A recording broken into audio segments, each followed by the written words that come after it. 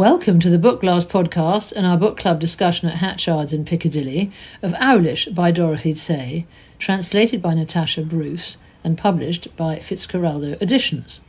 Described by The Guardian, Owlish wittily captures a recent crisis moment in Hong Kong, exploring a discombobulating state caught between civilization and its discontents.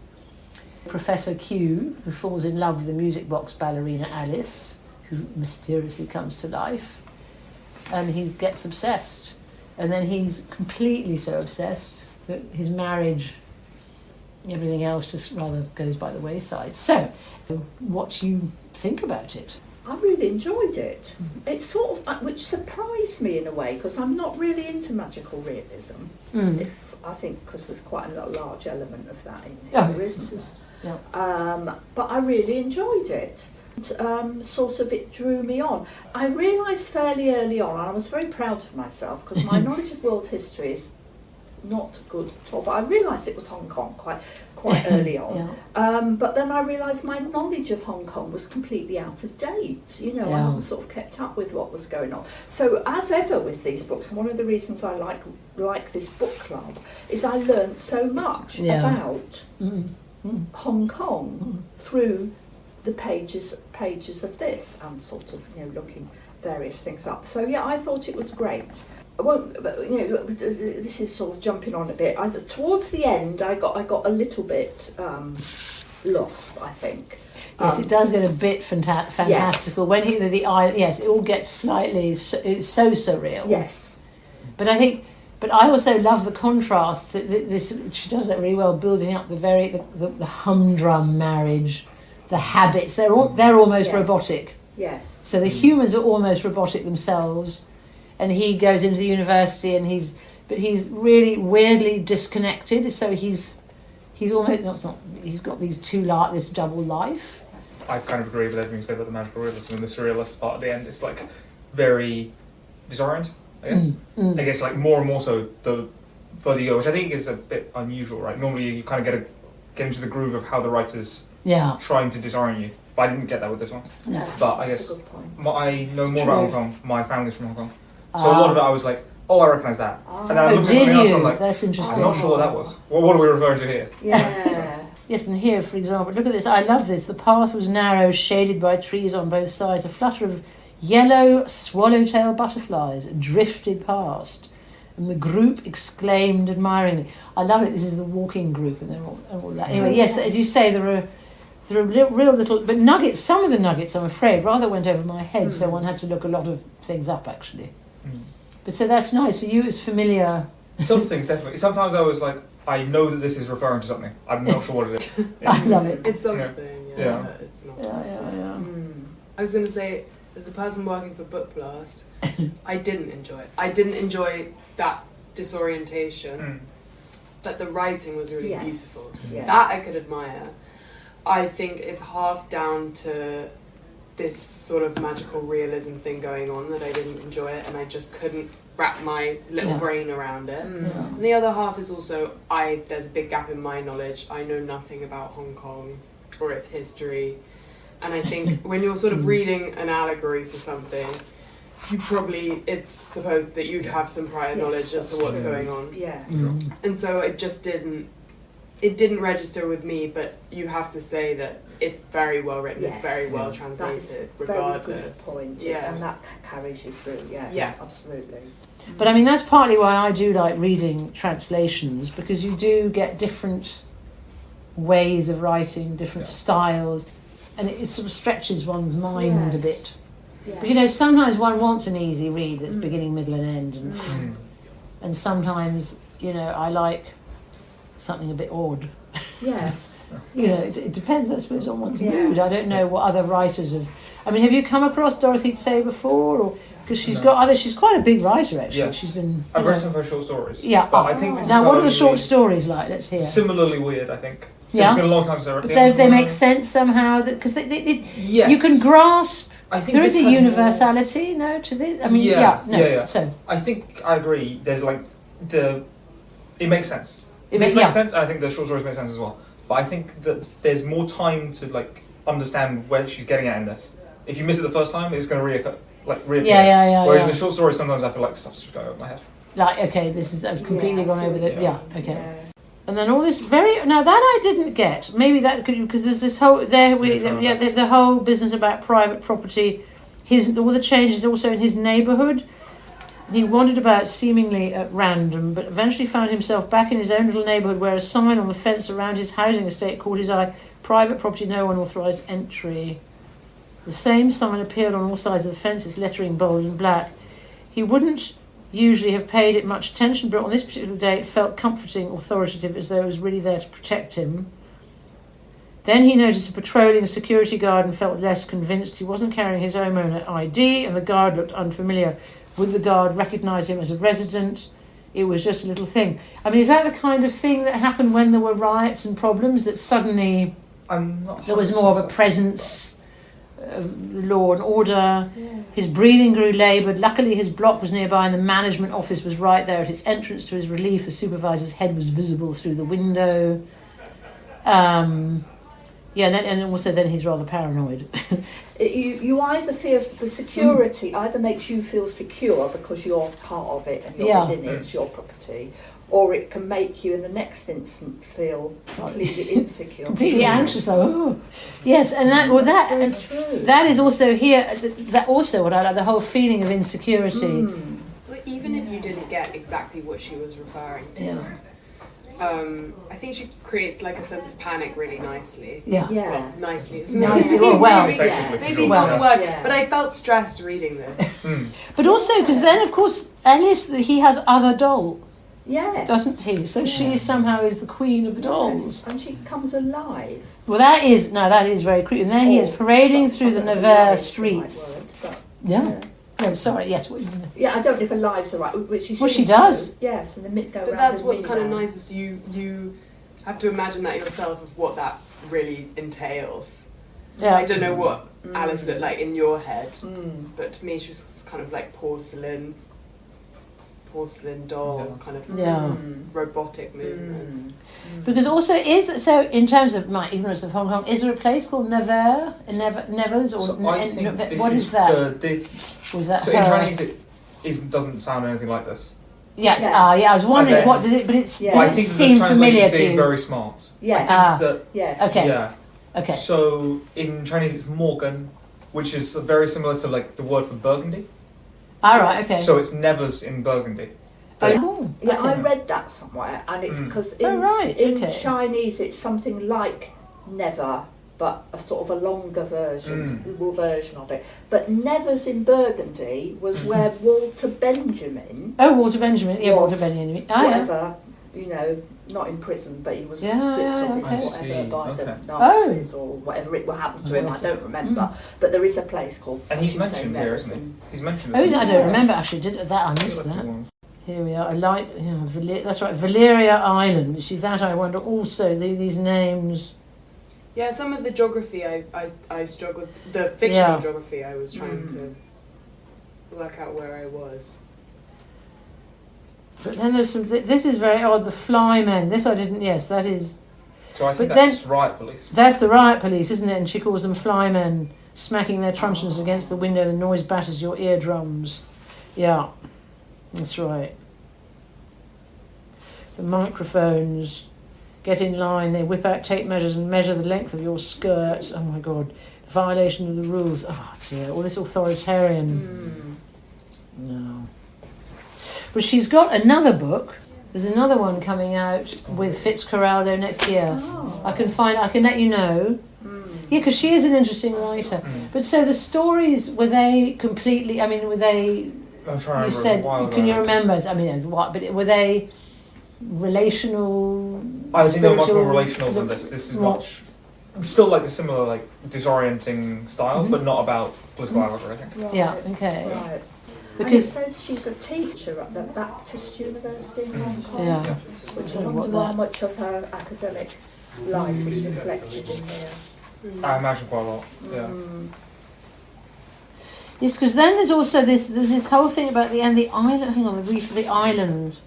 There's things about being taken over. Yes. Summer ends in an endless spool of barbed wire and countless pairs of narrowed, mistrusting eyes. The barbed wire and the military patrolled road alongside it from last century laid to block unauthorised arrivals from inland Kasana. That's right, there's immigration, that's right, the easing of immigration regulations between Nevers and inland Kasana. Yes, there was that was interesting. And that's also then, I thought maybe that is sometimes out of anxiety, you really overdo becoming part of the host country, so to speak.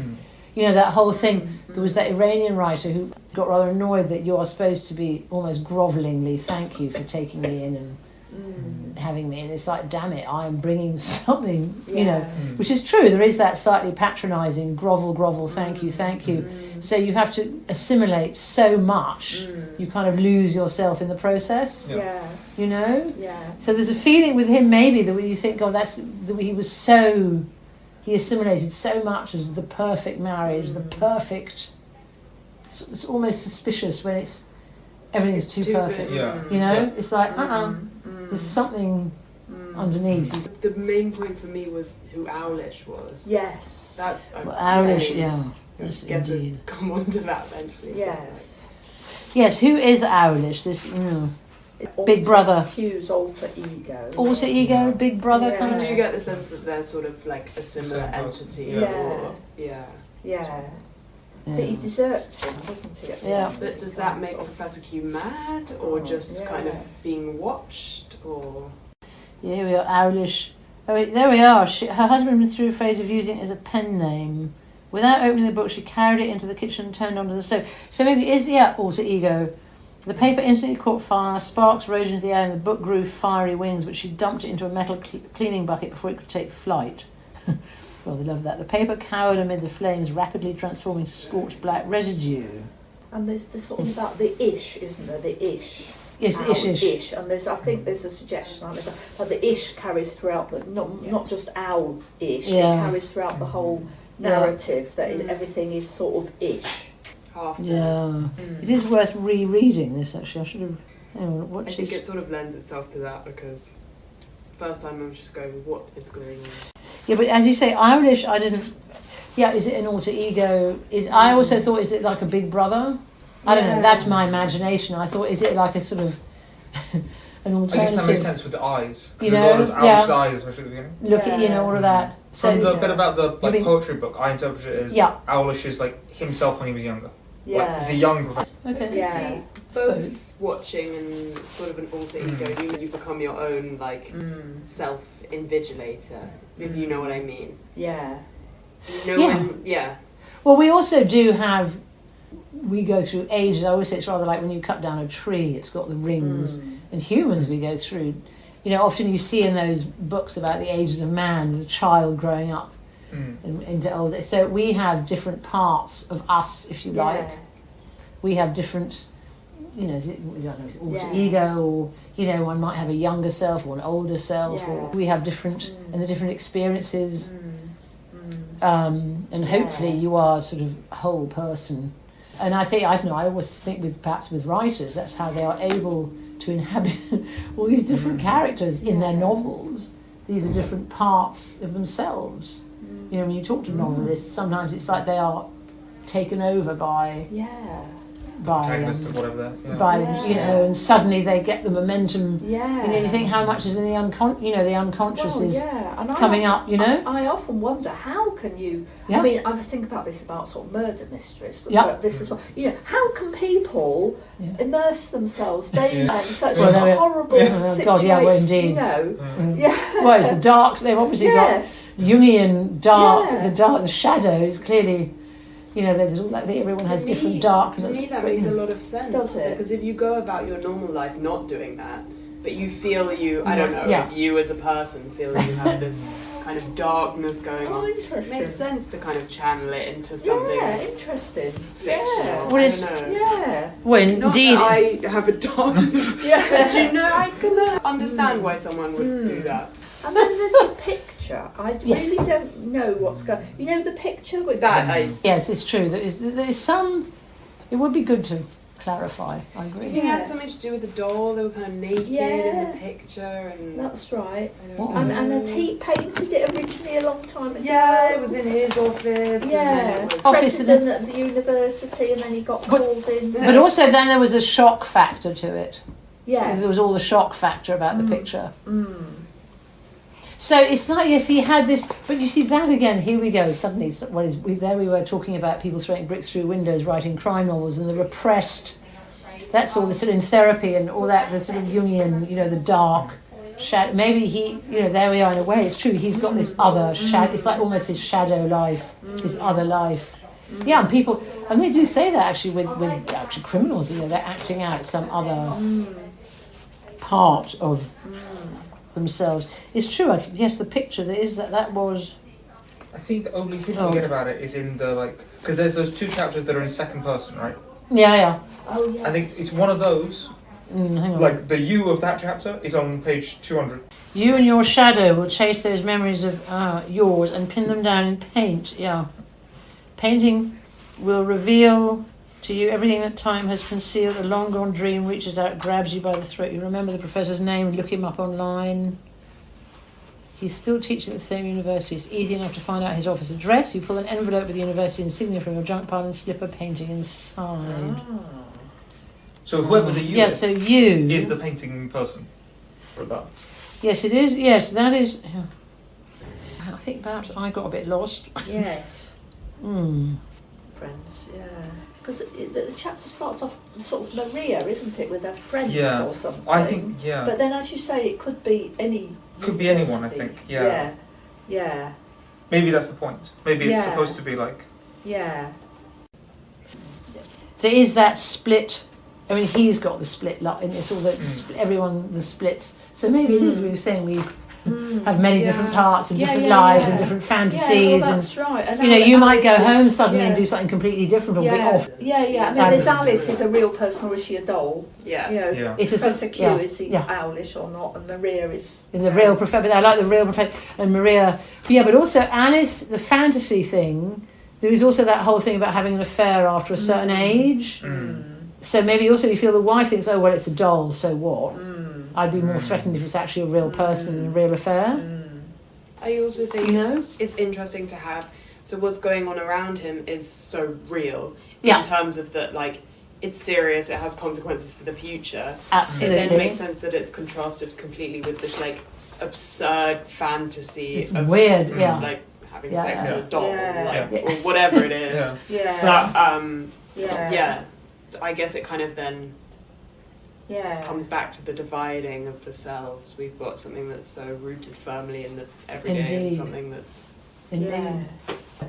He's in this marriage and he feels trapped, so you feel free to go and do what you like. Because that whole thing about what he does with her arms, it's a whole description of how It's very he... detailed. Very detailed with the body Yes. of the doll, Yes. and you think, whoa, it's a bit, Yes. It's a bit body horror. it's just Yeah. slightly going Yeah. into the freaky, Yeah. So there's a control thing going on there. And a lot of it is about control. Who's controlling who? Yeah. The authority. There is that, and also who's out of, and then he is out of control in the church. I mean, also the fact that there's a church was quite interesting. Yeah. And there was a lot I of, don't know I would say, European imagery. Yeah, in the religious Yeah. I could not pull iconography. it apart. I have no idea what's going on there. But I was Yeah. definitely there. Like, But exactly, what was? I mean, is there a relationship? Because obviously everyone has their religions and spirituality and stuff. Yeah. And I suddenly thought, is there a symbolism there to do with a certain church, religion, and was it? Is it symbolic? Is it not? Is it symbolic as a sort of rebel belief? You know the way you have the main state religion and faith, and then you might have splinter. Right. I was wondering, is there something? Or the way I know, like in Middle East, you do have Christian churches, but sometimes they get bombed or something. I was thinking maybe in the Far East. Not as far as I I know. mean, it's I think usually Christianity's Buddhism or probably the Christianity's predominant, the main one, isn't it? Yeah. So it is. There's no. Yeah. But maybe it just comes down to colonialism in any Well, sense. exactly. Yeah. Always at some colonial. In a way, Yeah. worship it. Some Influence. people Yeah. worship the colonially. Oh, Yeah, it was yeah. like that. Well, also the fact it's a church and he's worshipping Alice is a bit. Yeah. But anyway, there we are. Yeah. But they almost seem to, at the end, have got Maria and Professor Cute seem to have sort of gone back to... Sorted it out. Yeah, and gone back to where they were in a way, doesn't it? It's almost like they've had a blip in the... Yes, that's right. She smiled briefly, then remembered she still had a report to finish. Yeah. Before getting back to work, she glanced at her sleeping husband. That business with his so-called mistress now seemed like a long-ago joke. It's all fine, you know. Well, there we are. Good so-called mistress. Is that So-called. happy ending? Yes. Yeah, the doll. We don't want to... You know, it's true. Yeah. And they go back to their...